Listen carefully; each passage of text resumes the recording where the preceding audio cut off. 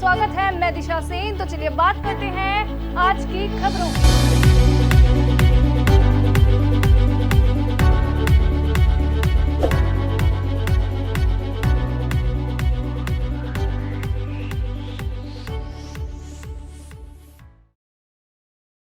नमस्कार, BVM news में आपका स्वागत है। मैं हूं ममता बघेल। चलिए बात करेंगे खबरों की। पलवल जिले में किसानों को फसल अवशेष ना जलाने के प्रति जागरूक करने के उद्देश्य से उपायुक्त नरेश नरवाल ने लघु सचिवालय से 2 मोबाइल जागरूकता वैन को हरी झंडी दिखाकर रवाना किया। उपायुक्त नरेश नरवाल ने कहा कि मोबाइल जागरूकता वैन जिले के रेड जोन व ऑरेंज जोन के गांव में जाकर किसानों को फसल अवशेष नहीं जलाने तथा फसल अवशेषों के उचित प्रबंधन के बारे में जागरूक करेगी। इस अवसर पर कृषि निर्देशक डॉक्टर महावीर सिंह व उपमंडल कृषि अधिकारी डॉक्टर कुलदीप तेवतिया भी मौजूद थे। उपायुक्त नरेश नरवाल ने बताया कि पलवल जिले में 50,000 एकड़ में धान की फसल रोपी गई है। धान की फसल से उत्पन्न होने वाले फसल अवशेषों को किसान जलाने का कार्य करते हैं, जिसकी वजह से पर्यावरण प्रदूषण होता है। किसानों को फसल अवशेष ना जलाने के प्रति जागरूक करने के लिए जिला प्रशासन से जागरूकता अभियान शुरू कर दिया है। हमारे डिस्ट्रिक्ट में 50,000 एकड़ में धान की फसल है। 50,000 एकड़ में से 25,000 एकड़ की जो पराली है वो हमारे भूसे में या तो पलवल में कंज्यूम हो जाती है या मेवात में हो जाती है। और ये एक कंटिन्यूस प्रॉब्लम रही है हमारी कि लोग इसको जो बचा हुआ जो होता है इसका स्टबल उसकी बर्निंग करते हैं। इस बार हमने 1-1.5 महीना पहले ही इस पर कार्रवाई शुरू कर दी प्रोएक्टिव होके। IOC ने एक प्लांट लगा दिया यहाँ पे जिसकी कि ट्रायल बेसिस पे चल रहा है। उम्मीद है कि उसकी अगर ट्रायल कामयाब होगी तो हम IOC को एक मैंने डायरेक्शन शुगर मिल में दी है MD को कि इसका एक DPR बनाएं और उससे जो हमारी पराली है उसकी बेल्स बनाकर और उसकी फिर ईंटें बनाकर हम इसमें शुगर मिल में जलाएंगे और जो सरप्लस होगी उसको हम बेचने का काम करेंगे। प्लांट कहाँ पे लगाएंगे आप? ये शुगर मिल में ही लगेगा प्लांट, ट्रायल का प्लांट लगाएगा। उसकी DNIT के लिए बोल दिया है ताकि क्योंकि इसकी कैलोरीफिक वैल्यू जो हमने देखी है लगभग बगास के। चलिए बात करेंगे अगली खबर की। कोविड-19 की रोकथाम व इससे बचने के लिए मुख्यमंत्री के आह्वान पर जिला सिविल अस्पताल में सिविल सर्जन द्वारा सभी कर्मचारियों को शपथ दिलाई गई। अस्पताल के सभी कर्मचारी लोगों को इस घातक बीमारी से बचने के लिए जागरूक करेंगे। पलवल सिविल अस्पताल में सिविल सर्जन डॉक्टर धनदीप की अध्यक्षता में शपथ समारोह का आयोजन किया गया। सिविल सर्जन ने बताया कि मुख्यमंत्री के आह्वान पर प्रदेश भर के सभी जिलों में शपथ दिलाई गई है। उन्होंने बताया कि कोविड-19 भयानक बीमारी है, इससे हम सभी को सतर्क रहने की जरूरत है, क्योंकि ये एक ऐसा वायरस है जो एक दूसरे में बड़ी तेजी से फैलता है। इसे बचने के लिए प्रत्येक व्यक्ति को मास्क पहनना अति आवश्यक है। यदि हम किसी संक्रमित मरीज के संपर्क में आते हैं तो उससे ये वायरस हम तक नहीं आएगा।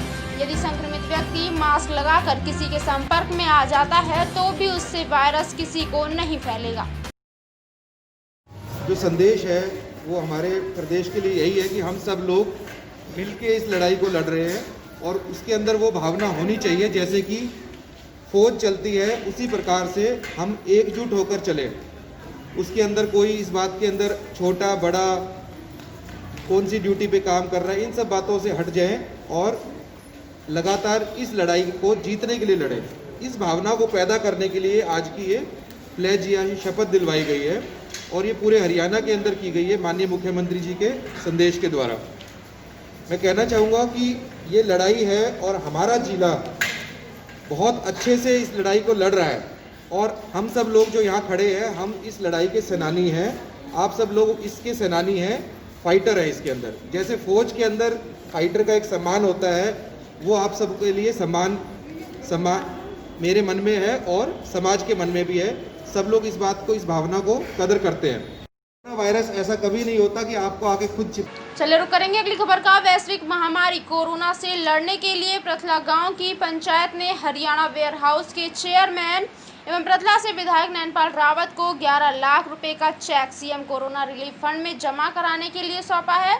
इस मौके पर विधायक नैनपाल रावत ने लोगों से अपील की है कि जब तक इस महामारी से निपटने के लिए कोई वैक्सीन न बन जाए तब तक मुंह पर मास्क और 2 गज की दूरी जरूर रखें ताकि महामारी से बचा जा सके। उन्होंने कहा कि पथला गांव की पंचायत लगातार कोरोना महामारी से लड़ने के लिए आगे आ रही है, इसलिए वे मुख्यमंत्री और अपनी तरफ से सभी पंचायतों का धन्यवाद करते हैं।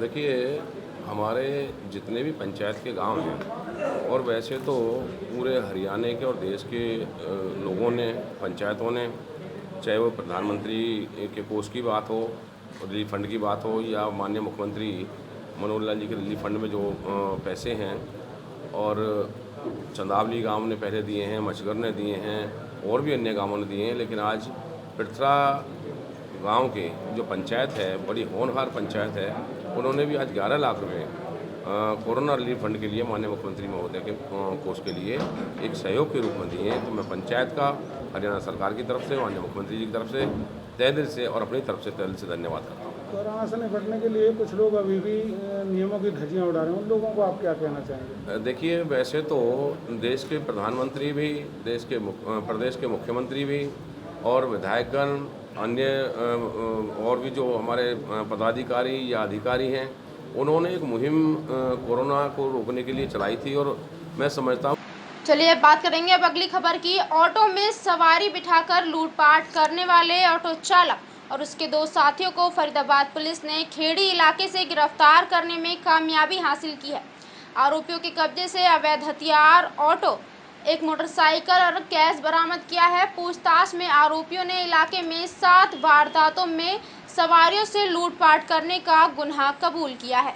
यदि आप फरीदाबाद जिले में ऑटो से कहीं आते जाते हैं तो आपको सावधान हो जाना चाहिए, क्योंकि फरीदाबाद में पुलिस ने एक ऐसे ऑटो चालक और उसके 2 साथियों को गिरफ्तार किया है जो अकेली सवारी को बैठाकर सुनसान जगह पर ले जाते थे और हथियार यानी गन पॉइंट पर लूटपाट करते थे।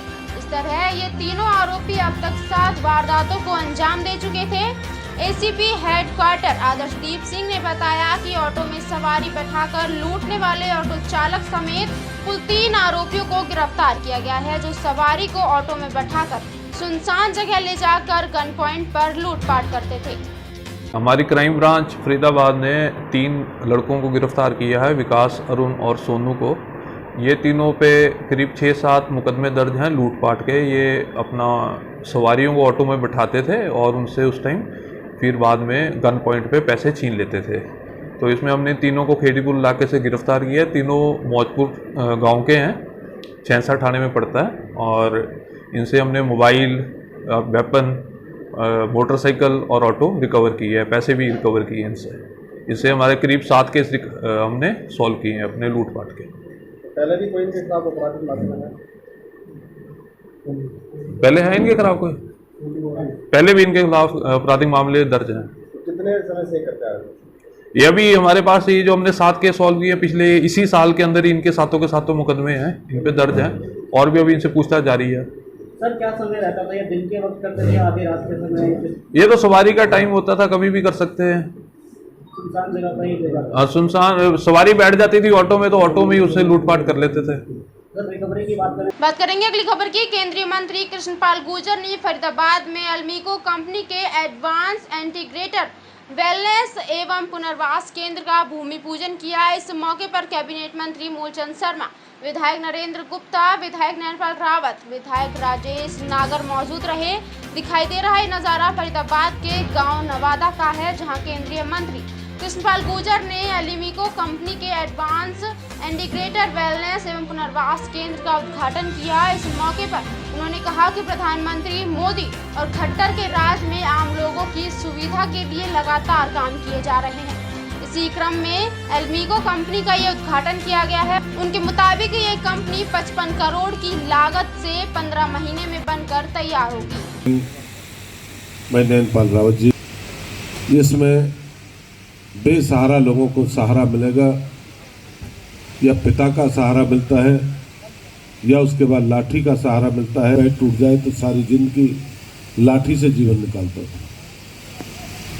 और आज पैरों में भी, पैर हाथ को इस तरह के अंग हैं, अपंगहीन है, उसको अंग मिल जाए तो मंजिल पार कर देता है।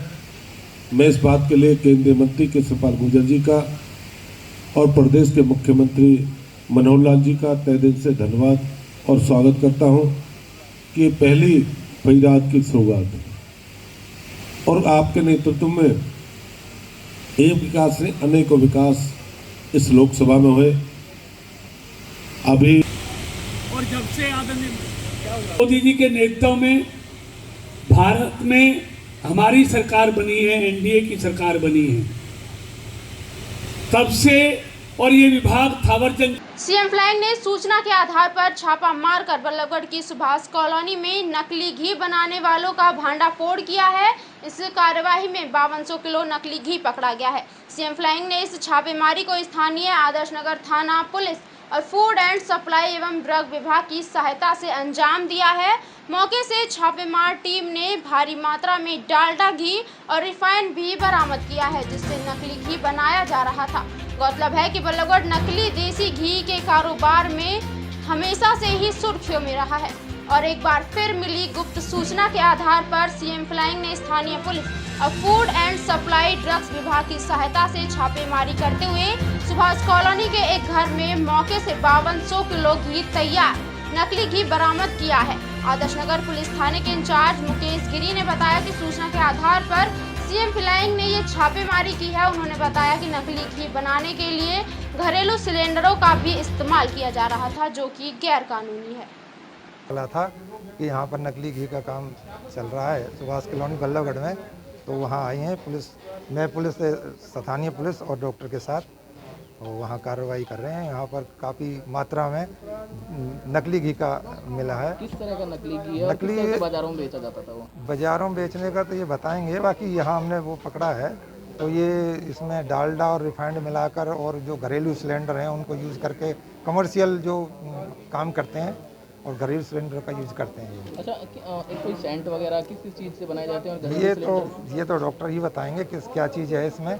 बाकी यहाँ पर 5200 किलो नकली घी बरामद हुआ है, जिसका सैंपल ले लिया गया है। अच्छा, अब आगे की क्या जांच होगी? आगे की जांच करेंगे, सैंपल आगे जाएंगे और वो डॉक्टर हैं अपने कार्रवाई करेंगे। कार्रवाई होती है इसमें आके? कार्रवाई अब इनका जो ऑफेंस बनता है उसके हिसाब से कार्रवाई। चलिए अभी बात करेंगे अगली खबर की। चरखी दादरी जिले में सावड़ गांव में भाजपा की प्रदेश अध्यक्ष ओपी धनखड़ पवार खा पंचायत के द्वारा आयोजित सम्मान समारोह में शिरकत की। उन्होंने बताया कि प्रधानमंत्री नरेंद्र मोदी ने देश व प्रदेश के किसानों के लिए कई लोक कल्याण योजनाएं चलाई हैं, जिसके बाद किसान माला माल होंगे, किसानों की मनमर्जी के रेट मिलेंगे। कांग्रेस पार्टी झूठ बोलने का काम करती है। प्रधानमंत्री नरेंद्र मोदी ने सत्ता में आते ही स्वामीनाथन की रिपोर्ट में काफी हद तक लागू कर दिया है। किसानों का एक एक दाना खरीदा जाएगा। धनखड़ ने कहा कि कांग्रेस किसानों में भ्रम पैदा कर रही है। परिवार जी का और मेरा जो स्वागत किया है वो एक सदा के लिए हमारे हृदय में एक समर्पणीय ताकत रहेगा और निश्चित रूप से इस इलाके का एक आभार धन्यवाद एक ऋण हम लोगों को चढ़ा और निश्चित रूप से इलाके के लिए अच्छे से अच्छा जो हो उसका लगातार। एमएसपी की बात कर रहे थे, कपास की फसल अब तक नहीं बिक पा रही, क्या? देखिए, अलग अलग चीज़ों की खरीद अलग अलग तरीके से होती है। मीडिया भी इस बात को बताए समझाए, जानकारी किसान जो सामान और और सार्वजनिक वितरण प्रणाली के करती है, राशन की दुकानों के करती है और गेहूँ और धान का एक दाना केंद्र सरकार देती है। बीवीएम न्यूज़ में फिलहाल के लिए इतना ही। आप बने रहिए हमारे साथ, देखते रहिए बीवीएम न्यूज़। नमस्कार।